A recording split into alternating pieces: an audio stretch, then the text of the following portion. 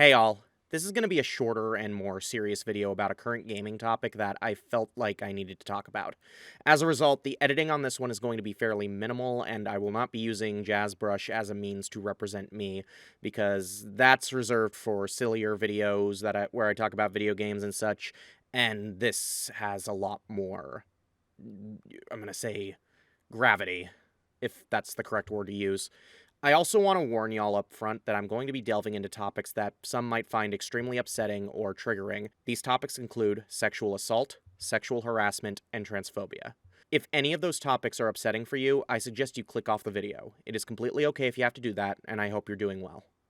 Yakuza is a franchise I've been a fan of for a while. I impulse bought Yakuza 4 shortly before the pandemic, and it more or less became the game I was spending my suddenly increased free time on. I've gone through the entries that were on PS4 and enjoyed my time with all of them, some more than others. I'm a massive fan of this franchise, and it makes everything that's happened recently with the series' newest entry all the more upsetting. For those who don't know, the upcoming Yakuza game is Yakuza Kiwami 3. The Kiwami series are basically remakes of older titles in the franchise. The existence of the first two games are extremely understandable. The original Yakuza duology on PS2 are far different games than what the series has become, and I think providing an alternative that plays a little more like the newer games made total sense. Kiwami 3 is a bit of an odd one though, considering that, by this point in the series, Yakuza had more or less found its identity that later games would build off of. Yes, it's janky and a bit dated, but it's still more than playable. However, I was still willing to give this new version of Yakuza 3 a look, and then more news came out. Among the many bits of unnecessary casting and design changes, the most controversial was the casting of Teruyuki Kagawa as Go Hamazaki. For those who don't know, Kagawa has a history of sexual harassment and assault, all of which he has admitted to, and there's no room for doubt. He did it. And while he has reportedly apologized to one victim, there is at least one more that he has not apologized to.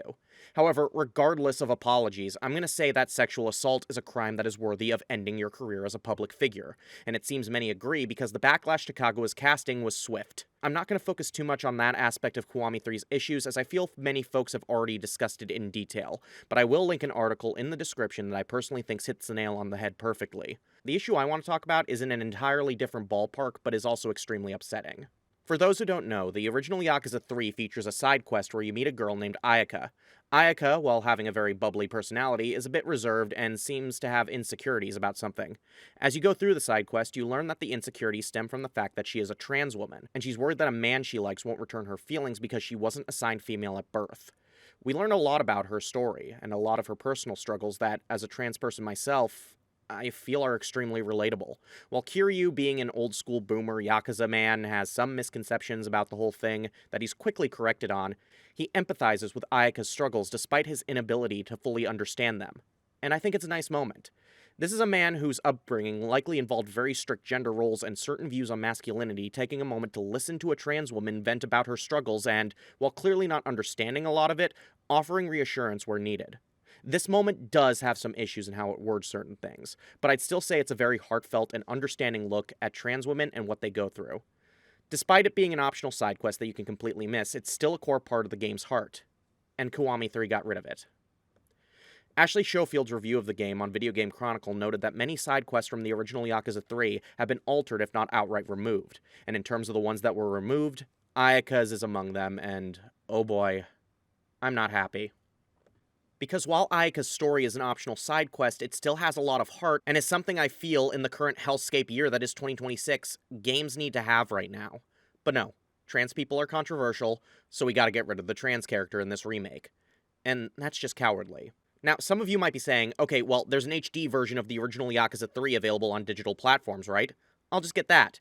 Except that with Yakuza Kiwami 3 coming out, Sega intends to delist the original from digital stores. The only way you're going to get this game is either in a massive bundle that costs over $130 or go look for the physical version of the Yakuza Remastered collection. Now, the latter isn't that expensive currently, but the fact that Sega is delisting this game once Kiwami 3 is out is a very bad sign for potential future Kiwami games, and also, this has happened before. When Yakuza 0, the director's cut, which was garbage, came out, Sega did the exact same thing.